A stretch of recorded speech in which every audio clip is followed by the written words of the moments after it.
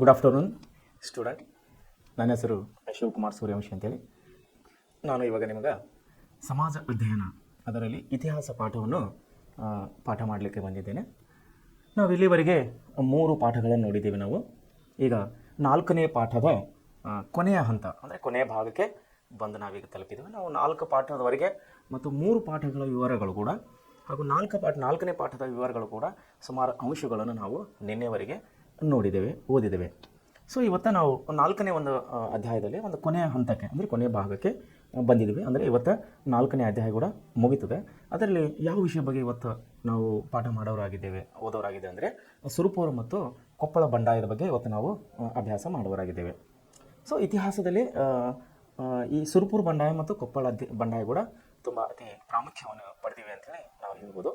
ವಿಶೇಷವಾಗಿ ಇವತ್ತಿನ ದಿವಸ ನಿಮಗೆ ಪ್ರೆಸೆಂಟ್ ಕ್ಲಾಸಸ್ನಿಂದ ಹೇಳುವಂಥ ಪ್ರತಿಯೊಂದು ವಿಷಯಗಳು ಕೂಡ ತಾವು ಒಳ್ಳೆಯ ರೀತಿಯಲ್ಲಿ ಅಭ್ಯಾಸ ಮಾಡಬೇಕು.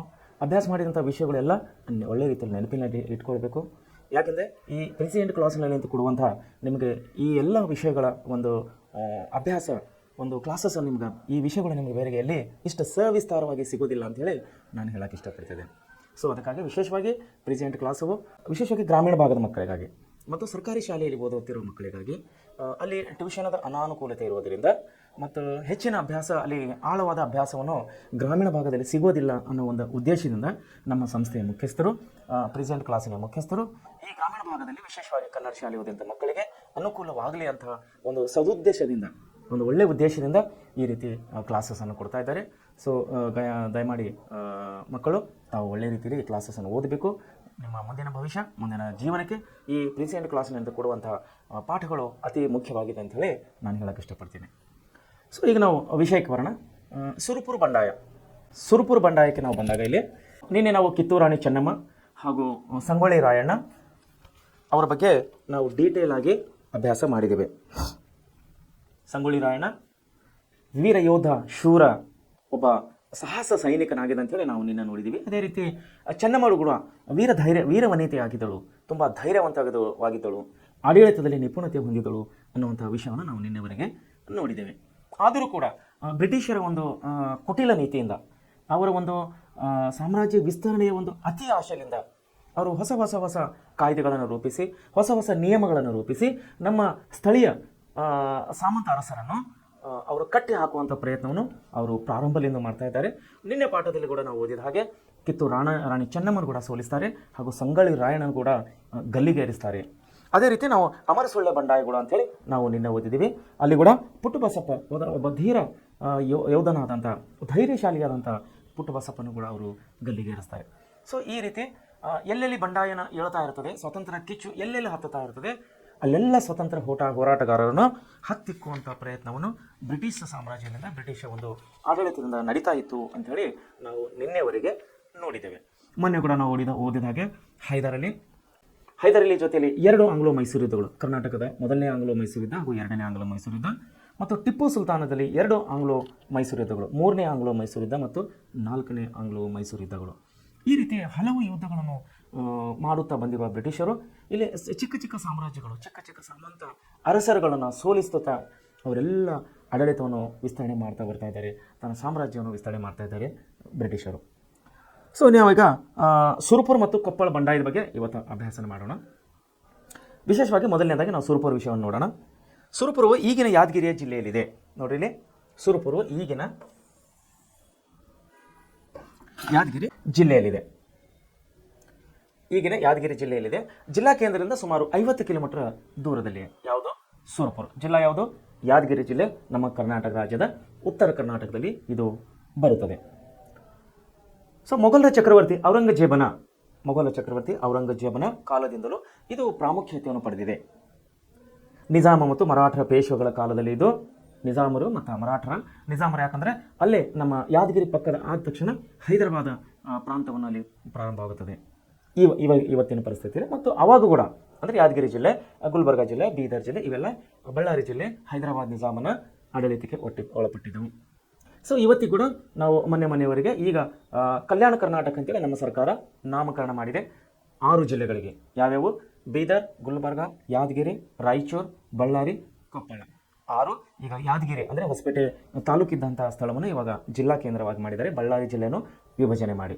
ಸೊ 7 ಜಿಲ್ಲೆಗಳು ಇವಾಗ ನಾವು ಕಲ್ಯಾಣ ಕರ್ನಾಟಕ ಅಂತೇಳಿ ಕರಿತಾ ಇದ್ದೀವಿ. ಇದನ್ನೇ ಮುಂಚೆ ಹೈದರಾಬಾದ್ ಕರ್ನಾಟಕ ಅಂತೇಳಿ ಕರಿತಾ ಇದ್ದೀವಿ.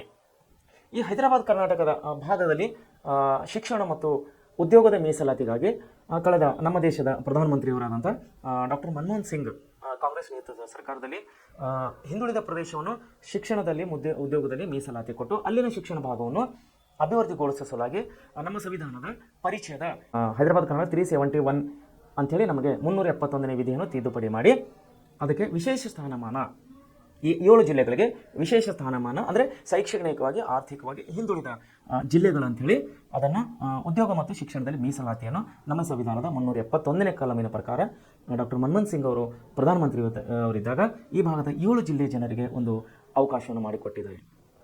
ಸೊ ಯಾಕೆ ಹೇಳ್ತಾ ಇದ್ದೀನಿ, ಈ ವಿಷಯ ಯಾಕೆ ತೆಗೆದೆ ಅಂದರೆ ಯಾದಗಿರಿ ಜಿಲ್ಲೆ ನೋಡಿ, ಯಾದಗಿರಿ ಜಿಲ್ಲೆ ಇದು ಸುರಪುರ ತಾಲೂಕು ಬರುವಂಥ ಯಾದಗಿರಿ ಜಿಲ್ಲೆ. ಅಲ್ಲಿಂದ ಸ್ವಲ್ಪ ಸುಲಭ ಅಂದರೆ ಸುಮಾರು ನನಗೆ ಅನಿಸಿಕೊಂಡ್ಬಿಟ್ಟು ಒಂದು 15 ಕಿಲೋಮೀಟರ್ ಹೋದರೆ ಆಂಧ್ರ ಪ್ರದೇಶ ಇವಾಗ ಕೂಡ ಇದೆ.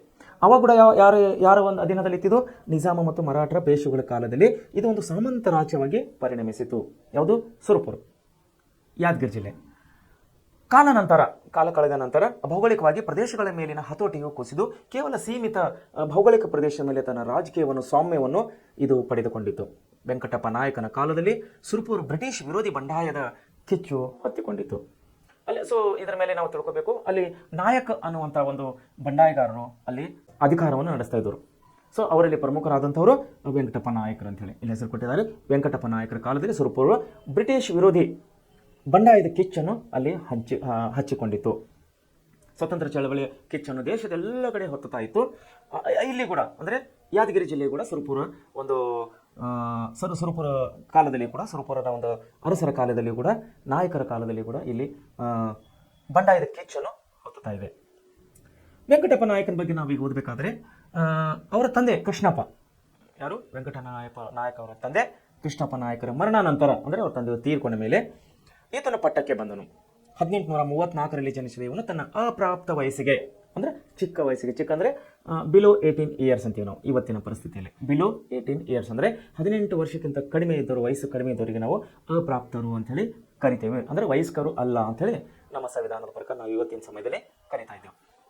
ಸೊ 1834ರಲ್ಲಿ ಜನಿಸಿದ ಇವನು ತನ್ನ ಅಪ್ರಾಪ್ತ ವಯಸ್ಸಿಗೆ ಪಟ್ಟಕ್ಕೆ ಬಂದನು, ಅಂದರೆ ಅಧಿಕಾರಕ್ಕೆ ಬಂದನು. ಆದರೆ ಕೃಷ್ಣಪ್ಪ ನಾಯಕನ ಸಹೋದರನಾಗಿದ್ದ, ಯಾರು? ಇವರ ತಂದೆಯ ಸಹೋದರ ಅಂದರೆ ಇವರ ಚಿಕ್ಕಪ್ಪ, ಯಾವುದು? ವೆಂಕಟಪ್ಪ ನಾಯಕನ ಚಿಕ್ಕಪ್ಪನಾದಂತಹ ಪೆದ್ದ ನಾಯಕ ವೆಂಕಟಪ್ಪ ನಾಯಕನ ಚಿಕ್ಕಪ್ಪ ಯಾರು? ಪೆದ್ದ ನಾಯಕ. ಇಲ್ಲಿ ಅಪ್ರಾಪ್ತ ವಯಸ್ಸಿನಲ್ಲಿ ಅಧಿಕಾರಕ್ಕೆ ಬಂದವರು ವೆಂಕಟಪ್ಪ ನಾಯಕ.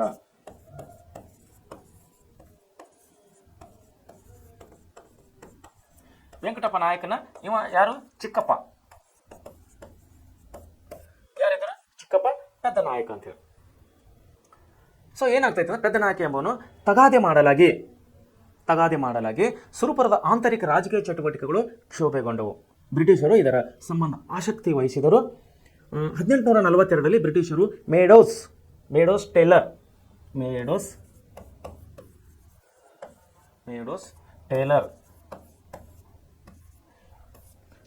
ಟೇಲರ್ ಎಂಬುವನನ್ನು ಪೊಲಿಟಿಕಲ್ ಏಜೆಂಟನನ್ನಾಗಿ ನೇಮಿಸಿ ಸಂಸ್ಥಾನದ ಮೇಲೆ ತಮ್ಮ ಪರೋಕ್ಷ ಹತೋಟಿಯನ್ನು ಸ್ಥಾಪಿಸಿದರು. ಯಾರು? ಬ್ರಿಟಿಷರು. ಸೊ ಏನಾಗ್ತದೆ ಇಲ್ಲಿ, ವೆಂಕಟಪ್ಪ ನಾಯಕನ ತಂದೆ ಕೃಷ್ಣಪ್ಪ ತೀರ್ಕೊಂಡ ಮೇಲೆ ವೆಂಕಟಪ್ಪ ನಾಯಕ ಚಿಕ್ಕ ವಯಸ್ಸಿನ ಅಂದರೆ 18 ವರ್ಷಕ್ಕಿಂತ ಕಡಿಮೆ ಇರ್ತಾನೆ. ಆದರೂ ಅಲ್ಲಿನ ಎಲ್ಲ ಹಿರಿಯರು ಕೂಡಿ ವೆಂಕಟಪ್ಪ ನಾಯಕನನ್ನು ಅಧಿಕಾರದ ಸ್ಥಾನದ ಮೇಲೆ, ಸಿಂಹಾಸನ ಮೇಲೆ ಕುಂದಿರ್ತಾರೆ, ಸುರಪುರ ರಾಜ್ಯಾಧಿಕಾರ ಮೇಲೆ. ಮುಂದೆ ಏನಾಗ್ತದೆ, ಕೃಷ್ಣಪ್ಪನ ತಮ್ಮ ಅಂದರೆ ಹನುಮಂತಪ್ಪನ ಕಾಕ ಅಥವಾ ಚಿಕ್ಕಪ್ಪ ಅವನೇನು ತಗಾದೆ ತೆಗಿತಾ ಇದ್ದಾನೆ ಅಂದರೆ, ಅಧಿಕಾರದ ಕುರ್ಚಿ ನನಗೆ ಬೇಕು, ಅಧಿಕಾರ ನಾನು ಆಳ್ತೀನಿ ಅಂತ ವೆಂಕಟಪ್ಪನ ನಾಯಕನ ಚಿಕ್ಕಪ್ಪ, ಯಾರು? ಪೆದ್ದ ನಾಯಕ, ಎದಕ್ಕಾಗಿ ಇವನು ತಗಾದೆ ತೆಗಿತಾ ಇದ್ದಾನೆಂದರೆ ಪಟ್ಟಕ್ಕಾಗಿ, ಸಿಂಹಾಸನಕ್ಕಾಗಿ ಅವನು ತಗಾದೆ ತೆಗಿತಾ ಇದ್ದಾನೆ. ಕುರ್ಚಿ ನಮಗೆ ಬೇಕು, ನಮ್ಮ ಅಣ್ಣನ ಕುರ್ಚಿ ನನಗೆ ಬೇಕು. ಅಣ್ಣನ ಮಗನಾದ ಯಾರು? ವೆಂಕಟಪ್ಪ ನಾಯಕನು ಇನ್ನೂ ಚಿಕ್ಕವನಿದ್ದಾನೆ, ಅವನಿಗೆ ಸಾಮ್ರಾಜ್ಯ ನಡೆಸಲಿಕ್ಕೆ ಆಗೋದಿಲ್ಲ. ಸೊ ನಾನು ಪೆದ್ದ ನಾಯಕನ ಆಡಳಿತ ನಡೆಸ್ತೀನಿ, ನನಗೆ ನಮ್ಮ ಅಣ್ಣನ ಸಿಂಹಾಸನ ನನಗೆ ಕೊಡಬೇಕು ಅಂಥೇಳಿ ತಗಾದೆ ತೆಗಿತಾನೆ. ಈ ವಿಷಯ ಏನಾಗ್ತದೆ ಅಂದರೆ ಸುರಪುರದ ಆಂತರಿಕ ಚಟುವಟಿಕೆಗಳು ನೋಡ್ರಿ, ಇದು ಆಂತರಿಕ ಕಲಹಗಳು ಅಂತೀವಿ ನಾವು, ಕೌಟುಂಬಿಕ ಕಲಹಗಳು ಅಂತ ಕರಿತೀವಿ ನಾವು. ಕುಟುಂಬದಲ್ಲಿ ನಡೆಯುವಂಥ ಬಂಡಾಯಗಳಂತೇಳಿ ನಾವು ಕರಿತೀವಿ. ಅಂದರೆ ಅಣ್ಣ ತಮ್ಮದಲ್ಲಿ ಸಿಂಹಾಸನಕ್ಕಾಗಿ ನಡೆಯುವ ಕಿತ್ತಾಟಗಳು, ಆಸ್ತಿಗಾಗಿ ನಡೆಯುವಂಥ ಕಿತ್ತಾಟಗಳು, ಇನ್ನಿತರ ಕುಟುಂಬದ ಒಳಗೆ ನಡೆಯುವಂಥ ಕಿತ್ತಾಟಗಳನ್ನು ನಾವು ಆಂತರಿಕ ಕಲಹೆ ಅಂತೇಳಿ ಕರಿತೀವಿ ನಾವು. ಈ ಆಂತರಿಕ ಕಲಹ ಸುರಪುರದ ಆಂತರಿಕ ಕಲಹ ಚಟುವಟಿಕೆಗಳನ್ನು ಕ್ಷೋಭೆಗೊಂಡವು. ಬ್ರಿಟಿಷರು ಇದರ ಸಂಬಂಧ ಆಸಕ್ತಿ ವಹಿಸಿದರು. ಬ್ರಿಟಿಷರು ಈ ಕಡೆ ಇವಾಗ ಲಕ್ಷ್ಯ ಕೊಡ್ತಾ ಇದ್ದಾರೆ. ಯಾವ ಕಡೆ? ಸುರಪುರ ಬಂಡಾಯದ ಕಡೆ, ಸುರಪುರ ಪಟ್ಟಣದ ಕಡೆ. ನಿನ್ನೆ ಮೊನ್ನೆವರೆಗೆ ಅವ್ರ ಲಕ್ಷ್ಯ ಎಲ್ಲಿತ್ತು? ಕಿತ್ತೂರು ರಾಣಿ ಚೆನ್ನಮ್ಮನ ಮೇಲಿತ್ತು, ಸಂಗೊಳ್ಳಿ ರಾಯಣ್ಣನ ಮೇಲಿತ್ತು, ಮತ್ತು ಇನ್ನಿತರ ಸಾಮಂತ ಅರಸರನ್ನು ಚಿಕ್ಕ ಪುಟ್ಟ ಅರಸರ ಮೇಲಿತ್ತು. ಇವಾಗ ಸುರಪುರದ ಪಟ್ಟಣದ ಸಿಂಹಾಸನ ಮೇಲೆ ಅವರ ಕಣ್ಣುಗಳನ್ನು ಬೀಳ್ತಾ ಇದೆ. ಯಾರ್ದು? ಬ್ರಿಟಿಷರು. ಯಾಕಂದರೆ ಅವ್ರಿಗೆ ಗೊತ್ತಾಯಿತು ಇಲ್ಲಿ ಸಿಂಹಾಸನ ಸಲುವಾಗಿ ಆಂತರಿಕ ಕಲಹೆಗಳು, ಕುಟುಂಬ ಕಲಹೆಗಳು ನಡೀತಾ ಇದೆ ಅಂತೇಳಿ. ನಿಮಗೆ ಗೊತ್ತು ಆಲ್ರೆಡಿ ಬ್ರಿಟಿಷರು ಅವರ ಏನಪ್ಪ ಅಂದರೆ ಪಾಲಿಸಿ, ಒಡೆದು ಆಳುವ ನೀತಿ, ಡಿವೈಡೆಡ್ ಆ್ಯಂಡ್ ರೂಲ್. ನಾನು ಪದೇ ಪದೇ ಹೇಳ್ತಾ ಇದ್ದೀನಿ, ಈ ವಿಷಯ ತಾವು ಒಳ್ಳೆ ರೀತಿಯಲ್ಲಿ ಬಿಟ್ಕೋಬೇಕು, ಮರಿಬಾರ್ದು. What is a British rule ಅಥವಾ ಬ್ರಿಟಿಷ್ ಪಾಲಿಸಿ ಅಂಥೇಳಿ ಅಲ್ಲಿ ಸ್ಪರ್ಧಾತ್ಮಕ ಪರೀಕ್ಷೆಗಳಲ್ಲಿ ಪ್ರಶ್ನೆಯನ್ನು ಬರ್ತಾ ಇರ್ತದೆ. ಸೊ ಅದಕ್ಕೆ ಉತ್ತರ ಡಿವೈಡೆಡ್ ಆ್ಯಂಡ್ ರೋಲ್ ಅಥವಾ ಕನ್ನಡದಲ್ಲಿ ಒಡೆದು ಆಳುವ ನೀತಿ ಅಂತೇಳಿ ಬ್ರಿಟಿಷರು ಈ ಪಾಲಿಸಿಯನ್ನು ಕರೆಕ್ಟಾಗಿ ಚಾಚು ತಪ್ಪದೇ ಪಾಲಿಸ್ತಾ ಬಂದರು. ಹೀಗಾಗಿ ಇಲ್ಲಿ ಕೂಡ ಸುರಪುರನಲ್ಲಿ ಕೂಡ ಅವ್ರು ಏನು ಮಾಡ್ತಾ ಇದ್ದಾರೆ, ಇಲ್ಲಿ ಚಿಕ್ಕಪ್ಪ ಮತ್ತು ಅಣ್ಣನ ಮಗನ ನಾವು ಆಂತರಿಕ ಕಲಹನ ಇಲ್ಲಿ ನಾವು ನೋಡ್ತಾ ಇದ್ದೀವಿ. ಬ್ರಿಟಿಷರು ಇದರ ಸಂಬಂಧ ಆಸಕ್ತಿ ವಹಿಸಿದವರು. ನೋಡಿ, ಆಸಕ್ತಿ ಅಂದರೆ ಇಂಟ್ರೆಸ್ಟ್ ತಗೊಂಡ್ರು. ಈ ಕಡೆ ಕಣ್ಣು ಹಾಕಿದ್ರು, ಈ ಕಡೆ ತಲೆ ಹಾಕಿದ್ರು. ಈ ಆಂತರಿಕ ವಿಚಾರದ ಮೇಲೆ ಅವರು ಆಸಕ್ತಿ ತೋರಿಸ್ತಾ ಇದ್ದಾರೆ, ಏನು ನಡೀತಾ ಇದೆ ಇಲ್ಲಿ ಅಂಥೇಳಿ. ಸೊ 1842ರಲ್ಲಿ ಬ್ರಿಟಿಷರು ಏನು ಮಾಡ್ತಾರೆ, ಮೇಡೋಸ್ ಟೇಲರ್ ಎಂಬಂಥ ಬ್ರಿಟಿಷ್ ವ್ಯಕ್ತಿಯನ್ನು ಪೊಲಿಟಿಕಲ್ ಏಜೆಂಟನನ್ನಾಗಿ ನೇಮಿಸಿ ಸಂಸ್ಥಾನದ ಮೇಲೆ ತಮ್ಮ ಪರೋಕ್ಷ ಹತೋಟಿಯನ್ನು ಇವರು ಸ್ಥಾಪಿಸ್ತಾರೆ ಬ್ರಿಟಿಷರು. ನೋಡಿ, ಅವರಿಗೆ ಸಂಬಂಧ ಇಲ್ಲ, ಸೂತ್ರವಿಲ್ಲದು. ಸುರಪುರ ಸಂಬಂಧವಿಲ್ಲ, ಸೂತ್ರ ಇಲ್ಲ, ಆದರೂ ಆಂತರಿಕ ಕಲಹದ ಲಾಭವನ್ನು ಪಡೆಯೋದಕ್ಕಾಗಿ ಇವನನ್ನು ಏನು ಮಾಡ್ತಾರೆ, ಮೇಡೋಸ್ ಟೇಲರನ್ನು ರಾಜಕೀಯ ಚಟುವಟಿಕೆಗಳ ಏಜೆಂಟನನ್ನಾಗಿ ನೇಮಿಸ್ತಾರೆ. ಇವನಿಗೆ ಅಂದರೆ ರಾಜಕೀಯ ವಿಷಯಗಳು ಬಗೆಹರಿಸಲಿಕ್ಕೆ ಸುರಪುರ ಪಟ್ಟಣಕ್ಕೆ ಇವರನ್ನು ಕಳಿಸ್ತಾರೆ. ಯಾರು? ಬ್ರಿಟಿಷರು. ಅಲ್ಲಿ ಹೋಗಿ ಅವರಿಬ್ಬರನ್ನು ಕಾಕ ಚಿಕ್ಕಪ್ಪನ್ನು ಕೂತ್ಕೊಂಡು ಮಾತಾಡಿ ಆ ಸಮಸ್ಯೆ ಬಗೆಹರಿಸಪ್ಪ ಅಂಥೇಳಿ ಬ್ರಿಟಿಷರಲ್ಲಿ ಸುರಪುರಕ್ಕೆ ಮೇಡೋಸ್ ಟೇಲರ್ ಅನ್ನೋ ಪೊಲಿಟಿಕಲ್ ಏಜೆಂಟನನ್ನು ಇಲ್ಲಿಗೆ ಕಳಿಸ್ತಾರೆ ಸುರಪುರ ಪಟ್ಟಣಕ್ಕೆ. ಸೊ ಮುಂದೆ ಏನಾಗ್ತಾ ಇದೆ ಅಂದರೆ, ಟೇಲರ್ ಸುಧಾರಣಾವಾದಿಯೂ ಆಗಿದ್ದನು. ಟೇಲರ್ ಒಬ್ಬ ಆಡಳಿತ ಸುಧಾರಣಾವಾದಿ ಆಗಿದ್ದನು. ಯಾರಿಗೆ? ಬ್ರಿಟಿಷರಿಗೆ. ಸುರಪುರ ಸಂಸ್ಥಾನವನ್ನು ಅಭಿವೃದ್ಧಿಪಡಿಸಿದನು. ಪೆದ್ದ ನಾಯಕನನ್ನು ಸಂಸ್ಥಾನದ ದಿವಾನನಾಗಿ ನೇಮಿಸಿದನು. ಸಂಸ್ಥಾನದಾದ್ಯಂತ ಭೂ ಸಮೀಕ್ಷೆ ಮಾಡಿಸಿದನು. ಸಂಸ್ಥಾನದ ಆದಾಯ ಹೆಚ್ಚಿಸಲು ಈತನು ಅನುಸರಿಸಿದ ನೀತಿಗಳೇ ಕಾರಣವಾಗಿದೆ. ವೆಂಕಟಪ್ಪ ನಾಯಕನಿಗೆ ಸೂಕ್ತವಾದ ಶಿಕ್ಷಣ ಕೊಡಿಸುವ ವ್ಯವಸ್ಥೆಗಳನ್ನು ಕಲ್ಪಿಸಿಕೊಟ್ಟನು. 1853ರಲ್ಲಿ ವೆಂಕಟಪ್ಪ ನಾಯಕ ಅಧಿಕಾರಕ್ಕೆ ಬಂದನು. ನೋಡ್ರಿ, ಏನು ಮಾಡ್ದ, ಇಲ್ಲಿ ರಾಜಕೀಯ ಏಜೆಂಟನನ್ನಾಗಿ ನೇಮಿಸಿದ ಸರ್ಕಾರ, ಬ್ರಿಟಿಷ್ ಸರ್ಕಾರ.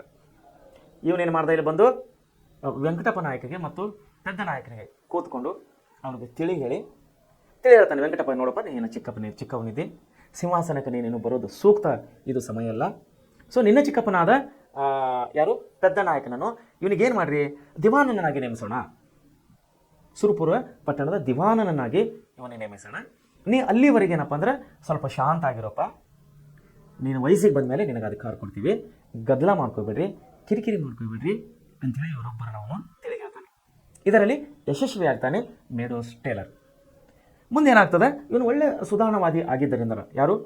ಮೇಡೋಸ್ ಟೇಲರ್ನು ಒಳ್ಳೆ ಆಡಳಿತ ಸುಧಾರಣಾವಾದಿ ಆಗಿದ್ದರಿಂದ ಇವನೇನು ಮಾಡ್ತಾನಂದರೆ, ಸುರಪುರ ಸಂಸ್ಥಾನದ ಎಲ್ಲ ಭೂಮಿಯನ್ನು ಸಮೀಕ್ಷೆ ಮಾಡ್ತಾನೆ. ಅಂದರೆ ಇವರ ಸಾಮ್ರಾಜ್ಯ ಎಲ್ಲಿವರೆಗಿದೆ, ಇವರ ಆಸ್ಥಾನ ಎಲ್ಲಿವರೆಗಿದೆ ಅನ್ನೋದನ್ನು, ಭೂಮಿ ಅನ್ನೋದು ಸಮೀಕ್ಷೆ ಮಾಡ್ತಾನೆ ಅಥವಾ ಅಳತೆ ಮಾಡ್ತಾನೆ. ಅಂದರೆ ಎಲ್ಲಿಂದ ಎಲ್ಲಿವರೆಗಿದೆ ಸುರಪುರ ಸಂಸ್ಥಾನ ಅಂತೇಳಿ. ಸೊ ಏನಾಯ್ತದ, ಸಂಸ್ಥಾನದ ಆದಾಯವನ್ನು ಹೆಚ್ಚಿಸಲು, ಸುರಪುರ ಸಂಸ್ಥಾನದ ಆದಾಯವನ್ನು ಹೆಚ್ಚಿಸಲು ಇವನೇನು ಮಾಡ್ತಾ ಇದ್ದಾನೆ ಅಂದರೆ, ಅನೇಕ ನೀತಿಗಳನ್ನು ಇವನು ಜಾರಿಗೆ ತರ್ತಾ ಇದ್ದಾನೆ.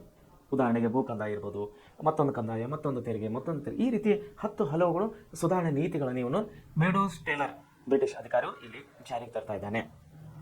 ಮುಂದೆ ಏನಾಗ್ತಾ ಇದೆ ಅಂದರೆ, ವೆಂಕಟಪ್ಪ ನಾಯಕ ಇವನು ಚಿಕ್ಕವನಿದ್ದಾನೆ, ಅವನಿಗೇನು ಹೇಳಿದನು, ನೀನು ಅಧಿಕಾರಕ್ಕೆ ಬರಬೇಕಂದ್ರೆ ನಿನಗೂ ಇನ್ನೂ ಹೆಚ್ಚಿನ ಶಿಕ್ಷಣ ಬೇಕು, ನಿನಗೆ ಹೆಚ್ಚಿಗೆ ವಿದ್ಯೆ ಬೇಕು, ಸೈನಿಕ ತರಬೇತಿ ಆಗಬೇಕು, ನೀನು ಇನ್ನೂ ಶೂರನಾಗಬೇಕು, ಇನ್ನೂ ಧೀರವಾಗಬೇಕು, ಧೈರ್ಯವಂತನಾಗಬೇಕು. ಸೊ ಅಲ್ಲಿವರೆಗೆ ನೀನು ಸಿಂಹಾಸನ ನೀನು ಚಿಕ್ಕಪ್ಪ ಬಿಟ್ಕೊಡಪ್ಪ, ನೀ ಏನು ಮಾಡು, ಒಳ್ಳೆ ಶಿಕ್ಷಣ ತಗೋ, ಅಭ್ಯಾಸ ಮಾಡು, ಯುದ್ಧ ಕಲೆಗಳನ್ನು ಕಲ್ಕೋ, ಯುದ್ಧ ನೀತಿಗಳನ್ನು ಕಲಿತ್ಕೋ, ಅಲ್ಲಿವರೆಗೆ ನೀನು ಚಿಕ್ಕಪ್ಪ ದಿವಾನರಾಗಿ ಮುಂದುವರಿತಾರೆ ಅಂಥೇಳಿ ಇವರಿಬ್ಬರ ಮಧ್ಯದಲ್ಲಿ ಮಧ್ಯಸ್ಥಿಕೆಯನ್ನು ವಹಿಸಿ ಸಮಸ್ಯೆಯನ್ನು ಬಗೆಹರಿಸ್ತಾರೆ, ತಿಳಿಗೊಳಿಸ್ತಾರೆ. ಮುಂದೆ ಏನಾಗ್ತದೆ, ವೆಂಕಟಪ್ಪ ನಾಯಕನಿಗೆ ಸೂಕ್ತವಾದ ಶಿಕ್ಷಣ ಕೊಡಿಸುವ ವ್ಯವಸ್ಥೆಗಳನ್ನು ಕಲ್ಪಿಸಿಕೊಟ್ಟನು. 1853ರಲ್ಲಿ ವೆಂಕಟಪ್ಪ ನಾಯಕಗೆ ಅಧಿಕಾರಕ್ಕೆ ಬಂದನು. ಮುಂದೇನು ಮಾಡ್ತಾರೆ, ಪೆದ್ದ ನಾಯಕಗೆ ಅವನಿಗೂ ಸ್ವಲ್ಪ ಅಧಿಕಾರ ಕೊಟ್ಟರಲ್ಲ, ಸ್ವಲ್ಪ ಸಮಯ ಅವನಿಗೆ ಅಧಿಕಾರ ಕೊಟ್ಟಿದ್ದ ಕಾರಿಗೆ ಅವನು ಶಾಂತ ಆಗಿಬಿಟ್ಟ. ಆಮೇಲೆ ಅವನಿಗೆ ತಿಳಿದು ಹೇಳಿದ್ರು, ನೋಡಪ್ಪ ನಿನ್ನ ಅಣ್ಣನ ಮಗ ಇವಾಗ ದೊಡ್ಡವಾಗಿದ್ದಾನೆ, ಒಳ್ಳೆ ರೀತಿ ಶಿಕ್ಷಣ ಪಡೆದಿದ್ದಾನೆ, ಒಳ್ಳೆ ಯುದ್ಧ ಕಲೆಗಳನ್ನು ಪಡೆದಿದ್ದಾನೆ, ಈಗ ಯುವಕನಿದ್ದಾನೆ. ಸೊ ಅವನಿಗಾಗಿ ಈ ಸಿಂಹಾಸನ ಬಿಟ್ಟುಕೊಡು, ನೀನು ನಿವೃತ್ತಿ ಹೊಂದು ಅಂಥೇಳಿ ಅವನಿಗೆ ಕನ್ವಿನ್ಸ್ ಮಾಡ್ತಾರೆ, ಅವನನ್ನು ತಿಳಿ ಹೇಳ್ತಾರೆ. ಸೊ ಸ್ವಲ್ಪ ದಿವಸ ಅಧಿಕಾರ ಅನುಭವಿಸಿದ್ದಕ್ಕಾಗಿ ಪೆದ್ದ ನಾಯಕನು ಬ್ರಿಟಿಷರ ಮಾತಿಗೆ ಒಪ್ಪಿಕೊತಾನೆ. ಒಪ್ಪಿಕೊಂಡ ಮೇಲೆ ಇವನಿಗೆ ಅಣ್ಣನ ಮಗನಾದ ವೆಂಕಟಪ್ಪ ನಾಯಕಗೆ 1853ರಲ್ಲಿ ಅಧಿಕಾರವನ್ನು ಕೊಡ್ತಾನೆ. ಅವನ ಚಿಕ್ಕಪ್ಪ ಪೆದ್ದ ನಾಯಕ. ಯಾರ ಮಧ್ಯಸ್ಥಿಕೆಯಲ್ಲಿ? ಬ್ರಿಟಿಷರ ಮಧ್ಯಸ್ಥಿಕೆಯಲ್ಲಿ. ಸೊ ಮುಂದೆ ಏನಾಗ್ತದೆ ಅಂದರೆ, ಬ್ರಿಟಿಷ್ ಸರ್ಕಾರವು ಸುರಪುರದ ಬೆಳವಣಿಗೆಗಳನ್ನು ಸೂಕ್ಷ್ಮವಾಗಿ ಅವಲೋಕಿಸ್ತಾ ಇತ್ತು. ನೋಡಿ, ಅವರು ಎಲ್ಲ ರೋಲ್ ಮಾಡ್ತಾ ಇದ್ದಾರೆ, ಆದರೆ ಸುಮ್ಮನೆ ಕೂತಿಲ್ಲ. ಏನು ಮಾಡಬೇಕು, ಏನು ನಡೀತಾ ಇದೆ ಇವಾಗ, ಮುಂದೆ ಏನು ಮಾಡಬೇಕು ಅದನ್ನು ಕೂಡ ಸೂಕ್ಷ್ಮವಾಗಿ ಅವರು ಅವಲೋಕನೆ ಮಾಡ್ತಾ ಇದ್ದಾರೆ ಬ್ರಿಟಿಷರು. 1857ರಲ್ಲಿ ಪ್ರಾರಂಭವಾದಂಥ ಹೋರಾಟದಲ್ಲಿನ 1857ರಲ್ಲಿ ಪ್ರಾರಂಭವಾದ ಹೋರಾಟದಲ್ಲಿನ ನಾನಾ ಸಾಹೇಬನ ಪ್ರತಿನಿಧಿಗಳು, ನಾನಾ ಸಾಹೇಬ್ ಯಾರು? ಸ್ವತಂತ್ರ ಹೋರಾಟಗಾರರು. ನಾನಾ ಸಾಹೇಬನ ಪ್ರತಿನಿಧಿಗಳು ಸುರಪುರದಲ್ಲಿದ್ದಾರೆ ಎಂಬ ಪುಕಾರು ಕಂಡು ಬಂದಿತ್ತು. ಪುಕಾರು ಕಂಡು ಬಿತ್ತಂದರೆ ಮಾತು ಹೊರಬಿದ್ದಿತ್ತು. ಇದರಿಂದಾಗಿ ಬ್ರಿಟಿಷರು ಏನು ಮಾಡಿದ್ರು, ರಾಜನನ್ನು ಸಂಶಯದಿಂದ ಕಾಣುವಂತಾದರು. ರಾಜೇಂದ್ರ ಯಾರು? ವೆಂಕಟಪ್ಪ ನಾಯಕಿಗೆ ಸಂಶಯದಿಂದ ನೋಡ್ತಾ ಇದ್ದಾರೆ. ಯಾಕಂದರೆ ಬಂಡಾಯಗಾರರು ಯಾರು? ನಾನಾ ಸಾಹೇಬನ ಪ್ರತಿನಿಧಿಗಳು. ನಾನಾ ಸಾಹೇಬ್ ಸ್ವತಂತ್ರ ಹೋರಾಟಗಾರ, ಅವನ ಪ್ರತಿನಿಧಿಗಳು ಸುರಪುರ ಪಟ್ಟಣದಲ್ಲಿ ಇದ್ದಾರೆ. ಆದರೆ ವೆಂಕಟಪ್ಪ ನಾಯಕ ನಮ್ಮನ್ನು ಹೇಳ್ತಾ ಇಲ್ಲ, ನಮ್ಮನ್ನು ಈ ವಿಷಯ ಮುಚ್ಚಿಟ್ಟಿದ್ದಾನೆ ಅಂಥೇಳಿ ಬ್ರಿಟಿಷರು ಏನು ಮಾಡ್ತಾ ಇದ್ದರು, ವೆಂಕಟಪ್ಪ ನಾಯಕ ಮೇಲೆ ಸಂಶಯ ಪಡ್ತಾ ಇದ್ದರು. ರಾಜನ ಅವಧಿಯಲ್ಲಿನ ಆಡಳಿತದ ಬಗ್ಗೆ ವರದಿ ನೀಡಲು, ವೆಂಕಟಪ್ಪ ನಾಯಕನ ರಾಜ್ಯದ ಆಡಳಿತ ಬಗ್ಗೆ ವರದಿಯನ್ನು ನೀಡಲು ಇವರೇನು ಮಾಡ್ತಾರೆ ಅಂದರೆ, ಬ್ರಿಟಿಷ್ ಸರ್ಕಾರ ಕ್ಯಾಂಪ್ ಬೆಲ್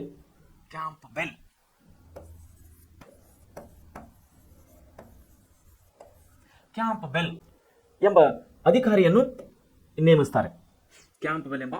ನೇಮಿಸ್ತಾರೆ. ಅದರ ಬಗ್ಗೆ ಆಡಳಿತದಲ್ಲಿನ ಏನದು ವರದಿಯನ್ನು ನೀಡಲು, ವೆಂಕಟಪ್ಪ ನಾಯಕನ ಆಡಳಿತದ ವರದಿಯನ್ನು ನೀಡಲು ಬ್ರಿಟಿಷ್ ಸರ್ಕಾರ ಏನು ಮಾಡ್ತಾ ಇದೆ, ಕ್ಯಾಂಪ್ ಬೆಲ್ ಎಂಬ ಅಧಿಕಾರಿಯನ್ನು ನೇಮಕ ಮಾಡ್ತಾ ಇದೆ. ಇವನು ರಾಜನ ಆಡಳಿತದ ದುರ್ವ್ಯವಹಾರಗಳಲ್ಲಿ ನಿರಂತನಾಗಿದ್ದಾನೆ. ಇವನು ಬಂದು ಸ್ಟಡಿ ಮಾಡಿದೆ, ಇಲ್ಲಿ ಸುರಪುರಿಗೆ ಸ್ಟಡಿ ಮಾಡಿ ಏನು ವರದಿ ಕೊಡ್ತಾ ಇದ್ದಾನೆ, ರಾಜನು ದುರ್ವ್ಯವಹಾರಗಳಲ್ಲಿ ಅಂದರೆ ಕೆಟ್ಟ ವ್ಯವಹಾರಗಳಲ್ಲಿ ನಿರತನಾಗಿದ್ದಾನೆ ಎಂಬಂಥ ವರದಿಯನ್ನು ಇವನು ಬ್ರಿಟಿಷ್ ಸರ್ಕಾರಕ್ಕೆ ಕೊಡ್ತಾನೆ. ನೋಡಿ, ದುರ್ವ್ಯವಹಾರಗಳಲ್ಲಿ ನಿರತನಾಗಿದೆ ಎಂಬ ಅಂಶವನ್ನು ವರದಿಯಲ್ಲಿ ಕಾಣಿಸಿ ಹೈದರಾಬಾದಿನ ರೆಸಿಡೆಂಟ್ಗೆ ಕಳಿಸ್ತಾನೆ. ಅಂದರೆ ಹೈದರಾಬಾದಿನ ಗವರ್ನರ್ಗೆ. ಇದು ಹೈದರಾಬಾದ್ ಕರ್ನಾಟಕ ಪ್ರಾಂತವಾಗಿದ್ದರಿಂದ ಹೈದರಾಬಾದ್ ಗವರ್ನರ್ಗೆ ಬರ್ತಿತ್ತು. ಈ ಕಡೆ ಅಂದರೆ ಬಿಜಾಪುರ, ಧಾರವಾಡ, ಕಿತ್ತೂರು ಇದು ಮುಂಬೈ ಪ್ರಾಂತಕ್ಕೆ ಸೇರಿದ್ದರಿಂದ ಇದು ಮುಂಬೈ ಗವರ್ನರನ್ನು ನೋಡ್ಕೊಳ್ತಾ ಇದ್ದರು. ಕೆಳಗೊಂದು ರೆಜಿಮೆಂಟ್ ಇತ್ತು, ಮದ್ರಾಸ್ ಗವರ್ನರ್ ಅಲ್ಲೊಬ್ಬರಿದ್ದಾರೆ, ಮುಂಬೈನಲ್ಲಿ ಒಬ್ಬರು ಗವರ್ನರ್ ಇದ್ದಾರೆ, ಬಂಗಾಳನಲ್ಲಿ ಒಬ್ಬರು ಗವರ್ನರ್ ಇದ್ದಾರೆ, ಮತ್ತು ಹೈದರಾಬಾದ್ನಲ್ಲೂ ಕೂಡ ಗವರ್ನರ್ಗಳನ್ನು ನೇಮಕ ಮಾಡಿ ಬ್ರಿಟಿಷರು ತಮ್ಮ ಆಡಳಿತವನ್ನು ನೋಡ್ತಾ ಇದ್ದಾರೆ. ಸೊ ಇದು ಹೈದರಾಬಾದ್ ಕರ್ನಾಟಕದ ಒಂದು ವ್ಯಾಪ್ತಿಗೆ ಸೇರಿದ್ದರಿಂದ ಯಾವುದು ಯಾದಗಿರಿ ಜಿಲ್ಲೆ. ಇಲ್ಲಿ ಏನು ಮಾಡ್ತಾ ಇದ್ದಾನೆ, ಯಾರು?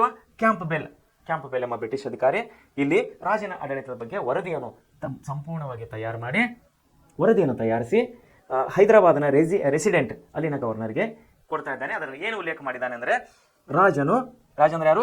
ವೆಂಕಟಪ್ಪ ನಾಯಕನು ದುರ್ವ್ಯವಹಾರಗಳಲ್ಲಿ ನಿರಂತನಾಗಿದ್ದಾನೆ.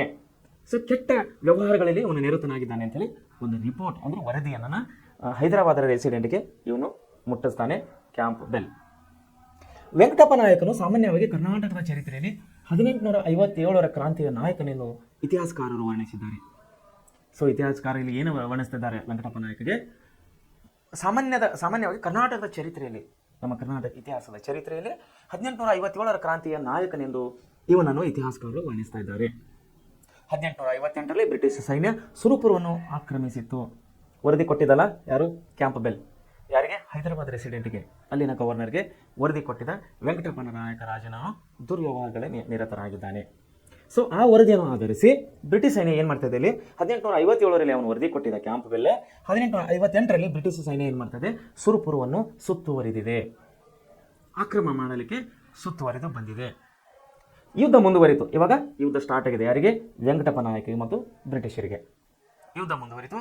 ಬ್ರಿಟಿಷರು ಸುರಪುರ ಕೋಟೆಯನ್ನು ವಶಪಡಿಸಿಕೊಂಡರು. ಗೊತ್ತಲ್ಲ, ಅವರ ಮುಂಚೆನೆ ಬಲಾಢ್ಯರಾಗಿದ್ದಾರೆ, ಪ್ರಬಲರಾಗಿದ್ದಾರೆ. ಆಧುನಿಕ ಆಯುಧಗಳು ಅವರ ಹತ್ರ ಇದೆ.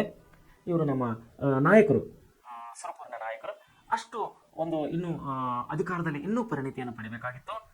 ಇವರ ಆಂತರಿಕ ಕಲಹಗಳು ಹೆಚ್ಚಿಗಾಗಿತ್ತು.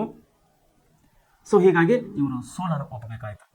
ಸುರಪುರಿನ ರಾಜನಾದ ವೆಂಕಟಪ್ಪ ನಾಯಕ ಅವರು. ಮುಂದೆ ಏನಾಗ್ತಾ ಇದೆ, ಬ್ರಿಟಿಷ್ ಕೋಟೆಯನ್ನು ವಶಪಡಿಸಿಕೊಳ್ತಾರೆ. ವೆಂಕಟಪ್ಪ ನಾಯಕನ ಅಂತ್ಯಕ್ಕೆ ಸಂಬಂಧಿಸಿದ ಅನೇಕ ಗೊಂದಲಗಳಿವೆ. ಸೊ ಸುರಪುರ ಏನು ಮಾಡ್ತಾ ಇದೆ, ಬ್ರಿಟಿಷರ ಸುರಪುರ ಕೋಟೆ ಬ್ರಿಟಿಷರ ವಶ ಆಗ್ತದೆ. ಮುಂದೆ ವೆಂಕಟಪ್ಪ ನಾಯಕನು ಯಾವ ರೀತಿ ತೀರಿಕೊಂಡ ಅಥವಾ ಅವನ ಅಂತ್ಯ ಯಾವ ರೀತಿ ಆಯ್ತು ಅನ್ನೋದು ಇನ್ನೂ ನಿಖರವಾದಂಥ ಮಾಹಿತಿ ನಮಗೆ ಇತಿಹಾಸಕಾರರು ಇನ್ನೂ ಕೊಟ್ಟಿಲ್ಲ. ಸೊ ಅದಕ್ಕಾಗಿ ಗೊಂದಲದ ಗೂಡಾಗಿದೆ. ಏನು ಅವನು ಯುದ್ಧದಲ್ಲಿ ಸೋತು ಹೋದಾನೋ, ಅಥವಾ ಅವನನ್ನು ಗಲ್ಲಿಗೆ ಏರಿಸಲಾಯಿತು, ಅಥವಾ ಅವನು ವಯಸ್ಸಾದ್ಮೇಲೆ ತೀರ್ಕೊಂಡನೋ, ಯಾವುದೇ ನಿಖರವಾದಂಥ ಮಾಹಿತಿಗಳು ಇತಿಹಾಸಕಾರರಿಂದ ನಮಗೆ ಲಭ್ಯವಾಗಿಲ್ಲ. ಸೊ ಆದ್ದರಿಂದ ವೆಂಕಟಪ್ಪ ನಾಯಕನ ಅಂತ್ಯದ ಬಗ್ಗೆ ಇನ್ನೂ ಗೊಂದಲಗಳಿವೆ. ಸೊ ಇಲ್ಲಿವರೆಗೆ ಏನಾಗ್ತದೆ, ನಾವು ಸುರಪುರದ ಬಂಡಾಯವನ್ನು ನೋಡಿದ್ವಿ. ವಿಶೇಷವಾಗಿ ಏನು ನೋಡ್ತಾ ಇದ್ದೀವಿ ಇಲ್ಲಿ, ವೆಂಕಟಪ್ಪ ನಾಯಕನ ತಂದೆ ಕೃಷ್ಣಪ್ಪ ತೀರ್ಕೊಂಡ ಮೇಲೆ ಇವನು ಚಿಕ್ಕ ವಯಸ್ಸಿನವನ ಇರ್ತಾನೆ. ಚಿಕ್ಕಪ್ಪನಾದಂಥ ಪೆದ್ದ ನಾಯಕನು ಅಧಿಕಾರ ನನಗೆ ಬೇಕಂತ ಹೇಳಿ ಆಂತರಿಕ ಕಲಹಗಳು ನಡೀತಾ ಇರ್ತವೆ. ಯಾರಿವ ಮೇಡೋಸ್ ಟೇಲರನ್ನು ಬ್ರಿಟಿಷರು ಇಲ್ಲಿ ಕಳಿಸಿ, ರಾಜಕೀಯ ಏಜೆಂಟ್ ಬ್ರಿಟಿಷರ ರಾಜಕೀಯ ಏಜೆಂಟ್ ಇಲ್ಲಿ ಒಂದು ಸಂಧಾನ ಮಾಡಲಿಕ್ಕೆ ಕಳಿಸ್ತಾರೆ. ಪೆದ್ದ ನಾಯಕ ಮತ್ತು ವೆಂಕಟಪ್ಪ ನಾಯಕಿಗೆ ಸಂಧಾನ ಮಾಡಿ ಪೆದ್ದ ನಾಯಕಿಗೆ ದಿವಾನರಾಗಿ ನೇಮಿಸ್ತಾರೆ ಮತ್ತು ವೆಂಕಟಪ್ಪ ನಾಯಕಿಗೆ ಉನ್ನತ ಶಿಕ್ಷಣದ ಒಂದು ನಿಮಿತ್ತಿಯನ್ನು ಮಾಡಿ ಅವನನ್ನು ಸೈಡ್ ಮಾಡ್ತಾರೆ.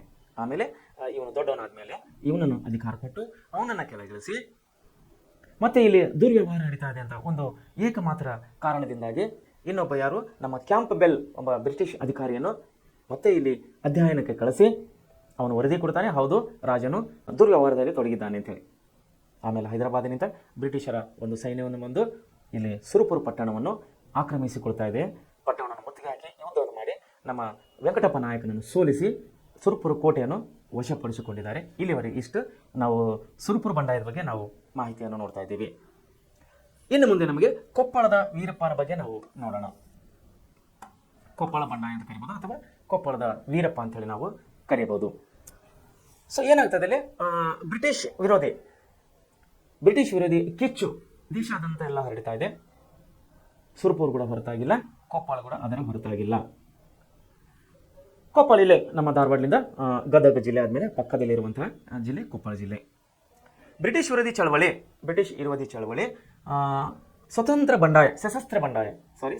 ಸಶಸ್ತ್ರ ಬಂಡಾಯ ಮತ್ತು ದಂಗೆಗಳಲ್ಲಿ ಕೊಪ್ಪಳದಲ್ಲಿನ ದಂಗೆಯೂ ಸಹ ಪ್ರಮುಖ ಪಾತ್ರವಾಗಿದೆ. ಕೊಪ್ಪಳ ಮತ್ತು ಸನಿಹದ ಭೌಗೋಳಿಕ ಪ್ರದೇಶಗಳು ಹೈದರಾಬಾದ್ ನಿಜಾಮನ ಆಡಳಿತ ನಿಯಂತ್ರಣಕ್ಕೆ ಒಳಪಟ್ಟಿದ್ದರು.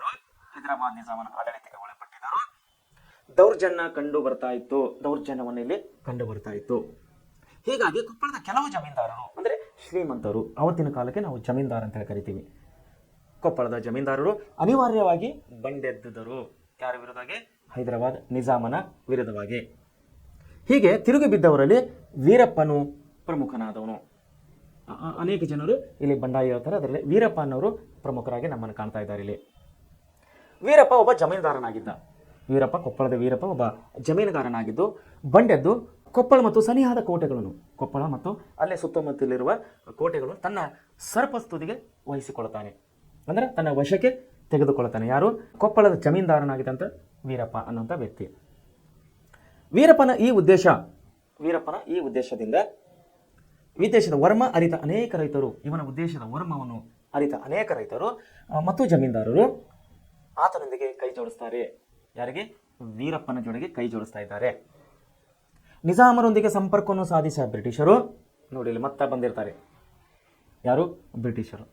ಇಲ್ಲೇನು ಮಾಡ್ತಾರೆ? ನಿಜಾಮನೊಂದಿಗೆ ಸಂಪರ್ಕವನ್ನು ಬೆಳೆಸ್ತಾ ಇದ್ದಾರೆ ಬ್ರಿಟಿಷರು. ಸಂಪರ್ಕವನ್ನು ಸಾಧಿಸ್ತಾ ಇದ್ದಾರೆ.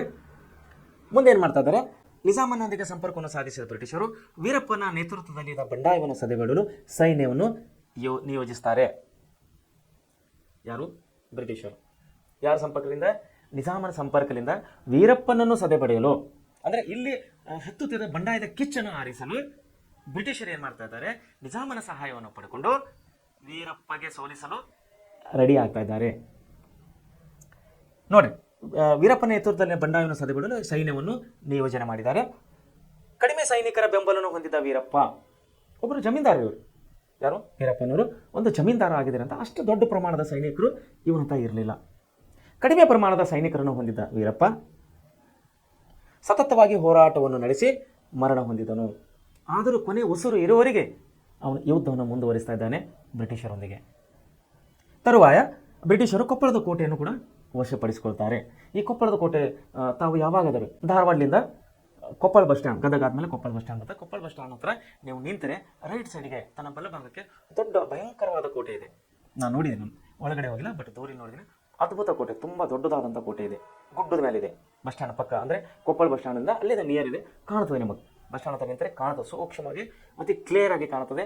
ಭಯಂಕರವಾದಂಥ ಕೋಟೆ ಇದೆ ಕೊಪ್ಪಳ ಕೋಟೆ. ಆ ಕಡೆ ನೀವು ಏನಾದರೂ ಹೋದರೆ, ಆತ್ಮೀಯ ವಿದ್ಯಾರ್ಥಿಗಳು ತಾವು ಏನಾದರೂ ಕೊಪ್ಪಳಕ್ಕೆ ಹೋದರೆ ಆ ಕೋಟೆಯನ್ನು ತಾವು ವೀಕ್ಷಿಸಬಹುದು.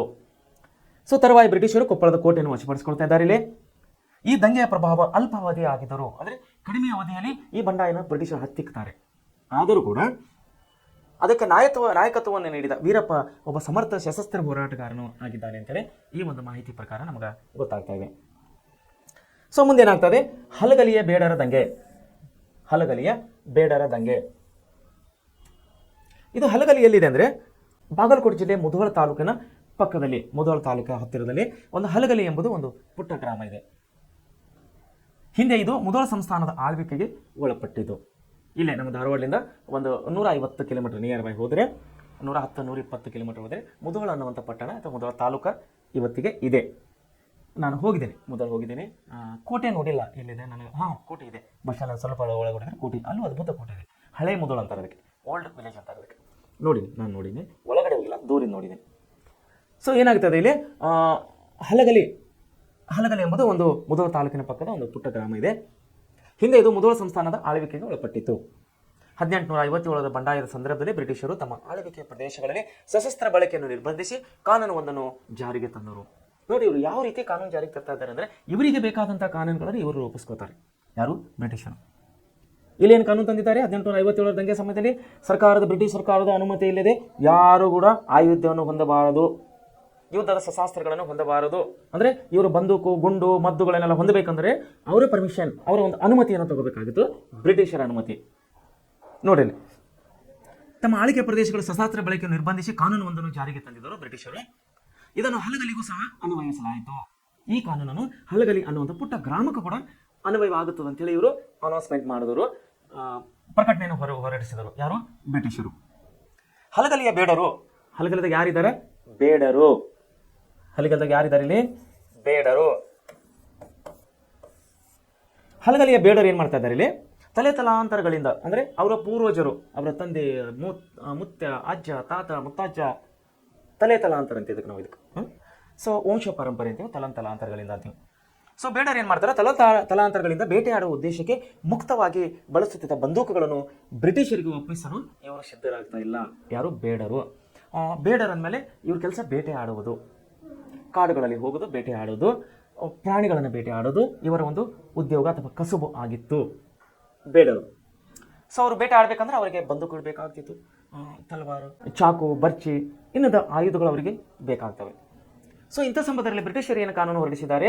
ಬ್ರಿಟಿಷ್ ಅಧಿಕಾರಿಗಳ ಇದು ಇಲ್ಲದೆ, ಪರ್ಮಿಷನ್ ಇಲ್ಲದೇ ಅವರು ಯಾವುದೇ ಶಸ್ತ್ರಾಸ್ತ್ರಗಳನ್ನು ಹೊಂದಬಾರದು. ಯಾರು? ಬೇಡರು. ಬದಲಾಗಿ ಏನು ಮಾಡಬೇಕು? ಅವರ ಹತ್ರ ಇದ್ದಂಥ ಎಲ್ಲ ಆಯುಧಗಳನ್ನು ಬ್ರಿಟಿಷ್ ಸರ್ಕಾರಕ್ಕೆ ಒಪ್ಪಿಸಬೇಕು ಅಂಥೇಳಿ ಒಂದು ಪ್ರಕಟಣೆಯನ್ನು ಹೊರಡಿಸ್ತಾರೆ ಬ್ರಿಟಿಷ್ ಸರ್ಕಾರ. ಸೊ ಇದಕ್ಕೆ ಅಲ್ಲಿನ ಬೇಡರು, ಸ್ಥಳೀಯ ಬೇಡವರು ಒಪ್ಪುತ್ತಾ ಇಲ್ಲ. ಬೇಡ, ನಾವು ಕೊಡೋದಿಲ್ಲ. ನಮ್ಮ ತಲಾಂತರಗಳು ಬಂದಂತಹ ನಮ್ಮ ಬೇಡರ ಈ ಕಸುಬು, ನಾವು ಬೇಟೆ ಆಡೋರು, ನಮಗೆ ಬೇಟೆ ಆಡಲಿಕ್ಕೆ ಬಂದೂಕುಗಳು ಬೇಕಾಗ್ತವೆ, ಆಯುಧಗಳು ಬೇಕಾಗ್ತವೆ, ನಾವು ಪ್ರಾಣಿಗಳ ಜೊತೆ ಬೇಟೆ ಆಡುವವರು. ಒಂದು ವೇಳೆ ನಮ್ಮ ಹತ್ರ ಆಯುಧಗಳು ಇಲ್ಲ ಅಂದರೆ ಕಾಡು ಪ್ರಾಣಿಗಳು ನಮ್ಮನ್ನು ತಿಂದು ಬಿಡ್ತವೆ. ಸೊ ನಮ್ಮ ಸ್ವಯಂ ರಕ್ಷಣೆ ಆಯಿತು ಅಥವಾ ನಮ್ಮ ಕಸುಬು ಆಯಿತು, ಬಂದೂಕುಗಳು ನಮಗೆ ಬೇಕಾಗ್ತವೆ, ನಾವು ನಿಮ್ಮನ್ನು ಕೊಡೋದಿಲ್ಲ ಅಂಥೇಳಿ ಇವರು ಹಲಗಲಿಯ ಬೇಡರು ಇಲ್ಲಿ ಬಂದೂಕುಗಳನ್ನು ಬ್ರಿಟಿಷರಿಗೆ ಒಪ್ಪಿಸಲಿಕ್ಕೆ ಸಿದ್ಧರಾಗ್ತಾ ಇಲ್ಲ. ಬೇಡರು ತಮ್ಮ ಪರಂಪರಾನುಗತವಾದಂಥ, ನೋಡಿ, ಪರಂಪರೆ ಅಂದರೆ ಅವರ ತಂದೆ, ಅಜ್ಜ, ಮುತ್ತಜ್ಜ, ತನ್ನ ಪರಂಪರಾಗತ ಹಕ್ಕನ್ನು ಉಳಿಸಿಕೊಳ್ಳಲು ಉದ್ದೇಶದಿಂದ ಬ್ರಿಟಿಷರ ವಿರುದ್ಧ ಸಿಡಿದೆದ್ದರು. ನಮ್ಮ ಅಜ್ಜ ಪೂರ್ವಜರ ಕಾಲದಿಂದ ಬಂದಂಥ ನಮ್ಮ ಪದ್ಧತಿ ನಾವು ಬಿಡೋದಿಲ್ಲ ಅಂತೇಳಿ ಇವರು ಹೇಳಿದಕ್ಕಾಗಿ ಬ್ರಿಟಿಷರು ಅಲ್ಲಿ ದಬಾವನ್ನು ಹಾಕ್ತಾ ಇದ್ದಾರೆ, ಪ್ರೆಷರನ್ನು ಹಾಕ್ತಾ ಇದ್ದಾರೆ, ಬಂದೂಕುಗಳನ್ನು ಸರ್ಕಾರಕ್ಕೆ ಒಪ್ಪಿಸಿರಿ ಅಂತೇಳಿ.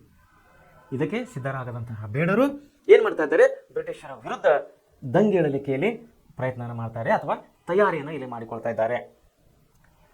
ಈ ಹೋರಾಟದಲ್ಲಿ ಹಲಗಲಿಯ ಸುತ್ತಮುತ್ತಲಿನ ಪ್ರದೇಶಗಳಾದಂತಹ ಮಂಟೂರ್ ಅಂದರೆ ಇದು ಒಂದು ಚಿಕ್ಕ ಹಳ್ಳಿ ಆಗಿದೆ ಅಂತ ಹೇಳಿದೆ ನಾನು. ಎಲ್ಲಿ?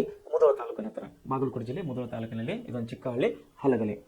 ಇವರ ಒಂದು ಬಂಡೆ ಹೇಳುವಂತಹ ಒಂದು ಪ್ರಯತ್ನವನ್ನು ಸುತ್ತ ಚಿಕ್ಕಮೋಟ ಹಳ್ಳಿಗಳಿಗೆ ಕೂಡ ಗೊತ್ತಾಗುತ್ತದೆ ಅವ್ರಿಗೆ. ಹಲಗಲಿಯ ಬೇಡವರು ದಂಗೆ ಹೇಳ್ತಾ ಇದ್ದಾರೆ, ಸಶಾಸ್ತ್ರಗಳನ್ನು ಬ್ರಿಟಿಷರಿಗೆ ಕೊಡ್ತಾ ಇಲ್ಲ, ಅವ್ರು ಒಪ್ತಾ ಇಲ್ಲ, ಅವರು ದಂಗೆ ಹೇಳ್ತಾ ಇದ್ದಾರೆ ಸ್ವಾತಂತ್ರ್ಯಕ್ಕಾಗಿ. ಸೊ ನಾವು ದಂಗೆ ಹೇಳೋಣ ಅಂಥೇಳಿ ಸುತ್ತಮುತ್ತಲಿನ ಹಳ್ಳಿಗಳಾದಂತಹ ಯಾವುದು ಮಂಟೂರ್, ಬೋದಾನಿ, ಅಲಗುಂಡಿ, ಈ 3 ಊರುಗಳಂತಹ ಅಲ್ಲಿ ಕೂಡ ಬೇಡರಿದ್ದಾರೆ. ಅಲ್ಲಿ ಕೂಡ ಇವರು ಸಂಬಂಧಿಕರು ಬೇಡರಿದ್ದಾರೆ. ಆ ಬೇಡರು ಕೂಡ ಏನು ಮಾಡ್ತಾರೆ, ಹಲಗಲಿಯ ಬೇಡರೊಂದಿಗೆ ಸೇರಿಕೊಂಡು ಇವರು ಬಂಡಾಯನ ಹತ್ತಿಕ್ಕಲು ಇವರು ಏನು ಮಾಡ್ತಾರೆ, ಈ 3-4 ಊರುಗಳ ಎಲ್ಲ ಬೇಡರು ಒಂದು ಕಡೆ ಸೇರ್ತಾ ಇದ್ದಾರೆ. ದಂಗೆ ಹೇಳುವ ಸಲುವಾಗಿ, ಬಂಡಾಯ ಹೇಳುವ ಸಲುವಾಗಿ ಬ್ರಿಟಿಷರ ವಿರುದ್ಧ. ಈ ವಿಷಯವನ್ನು ಅರಿತ ಬ್ರಿಟಿಷರು ಏನು ಮಾಡ್ತಾರೆ, ಇವರ ಬಂಡಾಯವನ್ನು ಹತ್ತಿಕ್ಕಲು ನವೆಂಬರ್ ತಿಂಗಳಿನಲ್ಲಿ ಇಂಗ್ಲಿಷರ ಸೇನೆ ಮತ್ತು ಇಲ್ಲಿ ಬ್ರಿಟಿಷರ ಸೇನೆಯನ್ನು ಹಲಗಲಿ ಗ್ರಾಮವನ್ನು ತಲುಪಿತ್ತು. ನೋಡಿ, ಇಲ್ಲಿ ಕೂಡ ಬಂದುಬಿಟ್ರು. ಎಲ್ಲೆಲ್ಲಿ ಹೋಗಿದ್ರು? ಈಗ ಸುರ್ಪುರನ್ನು ಹೋಗಿದ್ರು, ಕೊಪ್ಪಳನ ಮುಗಿಸಿದ್ರು, ಈಗೆಲ್ಲಿ ಬರ್ತಾ ಇದ್ದಾರೆ, ಹಲಗಲಿ ಮುಧೋಳ ತಾಲೂಕನ್ನು ಇಲ್ಲಿ ಬಂದು ಸೇರಿದೆ ಬ್ರಿಟಿಷ್ ಸೈನ್ಯ. ಬಂಡಾಗೆದ್ದಂತಹ ಬೇಡರನ್ನು ನಿಷ್ಕಾರುಣ್ಯವಾಗಿ, ಅಂದರೆ ಕರುಣೆ ಇಲ್ಲದಂತೆ ನಿಷ್ಕಾರುಣ್ಯವಾಗಿ, ಅತ್ಯಂತ ದಮನಕಾರಿಯಾಗಿ ಇಂಗ್ಲಿಷರು ಹತ್ತಿಕ್ಕಿದರು. ಯಾವುದೇ ಕರುಣೆ ಇಲ್ಲದೆ, ಯಾವುದೇ ಒಂದು ಮಾನವತೆ ಇಲ್ಲದೆ ಆ ಬಂಡಾಯವನ್ನು ಹತ್ತಿಕ್ತಾರೆ. ಅಂದರೆ ಅವ್ರ ಜೊತೆಲೆ ಹತ್ತಿಕ್ತಾರೆ ಅಂದರೆ ಅವರನ್ನು ಮೂಲೆಗುಂಪು ಮಾಡ್ತಾರೆ, ಅಥವಾ ಸಣ್ಣ ಪುಟ್ಟ ಯುದ್ಧಗಳಾಗಿರ್ಬೋದು, ಅವರನ್ನು ಸೋಲಿಸಿರ್ಬೋದು ಅಥವಾ ಸಾಯಿಸಿರ್ಬೋದು. ಯಾರನ್ನ? ಬೇಡರನ್ನು. ಬಂಡಾಯಗಾರನು ಗಲ್ಲಿಗೇರಿಸೋದ ಮೂಲಕ, ನೋಡ್ರಿ ಇಲ್ಲಿ ಬಂಡಾಯಗಾರನು ಗಲ್ಲಿಗೇರಿಸೋದ ಮೂಲಕ ಈ ಬಂಡಾಯವನ್ನು ಕೊನೆಗೊಂಡಿತ್ತು ಹಲಗಲಿ ಬಂಡಾಯ. ಸೊ ಈ ರೀತಿ ಎಲ್ಲೆಲ್ಲಿ ಬಂಡಾಯ ಹೇಳ್ತಾ ಇದ್ದಾರೆ ದೇಶೀಯ ನಾಯಕರು, ದೇಶೀಯ ಸಾಮಂತ, ಸಣ್ಣ ಪುಟ್ಟ ಅರಸರು, ಯಾವ್ಯಾವ ಕ್ಷೇತ್ರಗಳಲ್ಲಿ ಇವರು ದಂಗೆ ಹೇಳುವಂಥ ಒಂದು ಪ್ರಯತ್ನ ಮಾಡ್ತಾ ಇದ್ದಾರೆ ಸ್ಥಳೀಯರು, ಅಲ್ಲಿ ಬ್ರಿಟಿಷ್ ಸೈನ್ಯವನ್ನು ಹೋಗಿ ಆ ದಂಗೆಯನ್ನು ಹತ್ತಿಕ್ತಾ ಇದೆ. ಸೊ ಈ ರೀತಿಯಾಗಿ ಇದೊಂದು ಸಶಾಸ್ತ್ರ ನಿಷೇಧ ಕಾಯ್ದೆ ಅಂದರೆ ಏನಂದರೆ, ಸರ್ಕಾರದ ಅನುಮತಿ ಇಲ್ಲದೆ, ಅಂದರೆ ಬ್ರಿಟಿಷ್ ಸರ್ಕಾರದ ಅನುಮತಿ ಇಲ್ಲದೆ ಆಯುಧಗಳನ್ನು ಭಾರತೀಯರು ಹೊಂದುವಂತಿಲ್ಲ. ಈ ಕಾಯ್ದೆಯನ್ನು ಅವಾಗ ಜಾರಿಗೆ ತಂದಿದ್ದರು. ಈ ವಿಷಯ ನಿಮಗೆ ಗೊತ್ತಿರಲಿ ಅನ್ನೋ ಉದ್ದೇಶಕ್ಕಾಗಿ, ಇಲ್ಲ ಡಾರ್ಕ್ ಮಾಡಿ ಅಂದರೆ ಇರಲಿ ಅನ್ನೋ ಉದ್ದೇಶಕ್ಕಾಗಿ ಇಲ್ಲ ನಮ್ಮ ಟೆಕ್ಸ್ಟ್ ಬುಕ್ನಲ್ಲಿ, ಪಠ್ಯಪುಸ್ತಕದಲ್ಲಿ ಇದು ಕೊಟ್ಟಿದ್ದಾರೆ. ಸೊ ಇಲ್ಲಿವರೆಗೆ ನಮ್ಮ ಈ ಪಾಠ ಅಂದರೆ ಮೈಸೂರಿನ ಒಡೆಯರು ಹಾಗೂ ಕರ್ನಾಟಕದಲ್ಲಿ ಬ್ರಿಟಿಷರ ಆಳ್ವಿಕೆಗೆ ಪ್ರತಿರೋಧಗಳು, ಇವೆಲ್ಲ ಏನು ದಂಗೆಗಳು, ಏನು ಚಳುವಳಿಗಳು, 1857, 58, ಇವು ವೆಂಕಟಪ್ಪ ನಾಯಕ, ಯಾರು ನಮ್ಮ ಟಿಪ್ಪು ಸುಲ್ತಾನ, ಕಿತ್ತೂರು ರಾಣಿ ಚೆನ್ನಮ್ಮ, ಸಂಗೊಳ್ಳಿ ರಾಯಣ್ಣ, ಇವೆಲ್ಲ ದಂಗೆಕೋರರನ್ನು ಇವರು ಸದೆಬಡಿಸಿ ತನ್ನ ಬ್ರಿಟಿಷ್ ಸಾಮ್ರಾಜ್ಯವನ್ನು ಇನ್ನೂ ಹಾಗೆ ವಿಸ್ತರಣೆ ಮಾಡ್ತಾ ಇದ್ದಾರೆ. ಸೊ ಇಲ್ಲಿವರೆಗೆ ಈ ಪಾಠದಲ್ಲಿ ನಾವು ಪ್ರಮುಖವಾದ ವಿಷಯಗಳನ್ನು ನಾವು ನೋಡಿದ್ದೀವಿ. ಕರ್ನಾಟಕದ ಆಂಗ್ಲ ಯುದ್ಧಗಳು, ಕಿತ್ತೂರಿನ ಬಂಡಾಯ ಮತ್ತು ಸುರಪುರ ಬಂಡಾಯ, ಕೊಪ್ಪಳ ಬಂಡಾಯ, ಇವೆಲ್ಲ ವಿಷಯಗಳು ನಿಜವಾಗ್ಲೂ ತುಂಬ ಮುಖ್ಯವಾದವು.